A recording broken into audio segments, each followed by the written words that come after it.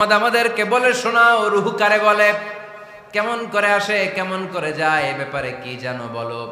2 number প্রশ্ন, মানহুম আসহাবুল কাহাফ, আসহাবে কাহাফ সম্পর্কে কি জানো। 3 নাম্বার প্রশ্ন, মান হুয়া যুলকারনাইন, যুলকারনাইন বাদশা সম্পর্কে কি জানো। আল্লাহর হাবিব সাল্লাল্লাহু আলাইহি ওয়াসাল্লাম বললেন, গাদান উজিবুকুম, আগামীকাল বলে দেব। কি বললেন? সবাই বলেন উত্তরে কি বললেন? আগামীকাল বলে দেব। তো আগামীকাল সবাই এসে হাজির। বলো, 3টা প্রশ্ন রেখেছিলাম গতকাল, উত্তর বলো।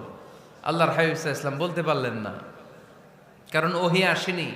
তিনি এর পরের দিনে বললেন, গাদান উজিবুকুম, আগামীকাল বলবো। এর পরের দিনে এরা এসে হাজির, উত্তর নাই। আল্লাহর হাবিব সাল্লাল্লাহু আলাইহি ওয়াসাল্লাম আবারও বললেন, গাদান উজিবুকুম, আগামীকাল বলবো। এর পরের দিনে এরা এসে হাজির। এরকম 1 দিন 2 দিন 3 দিন নয়, টানা 15 দিন আল্লাহর হাবিব সাল্লাল্লাহু আলাইহি ওয়াসাল্লামের প্রশ্নগুলোর উত্তর করতে পারেন নাই। আল্লাহর হাবিব সাল্লাল্লাহু আলাইহি সাল্লামের নবুয়তি জিন্দেগিতে এত বিব্রতকর পরিস্থিতিতে তিনি কখনো পড়েন নাই। ইহুদিরা প্রতিদিন এসে হট্টগোল করে আর মক্কায় রটনা ছড়ায়, দেখো এই লোকটা যদি সত্যি নবী হতো তাহলে তো উত্তর করতে পারতো, ঠিক কি না? যেহেতু উত্তর করতে পারে না, আসলে সে আসল নবী নয়, সে ভণ্ড নবী, মিথ্যা নবী। পড়েন না আউযুবিল্লাহ। 15 দিন পর আল্লাহ আয়াত নাযিল করলেন, ওয়ালা তাকুলান্না লিশাইইন ইন্নী ফাইলুন যালিকা গাদা ইল্লা আইয়াশা আল্লাহ।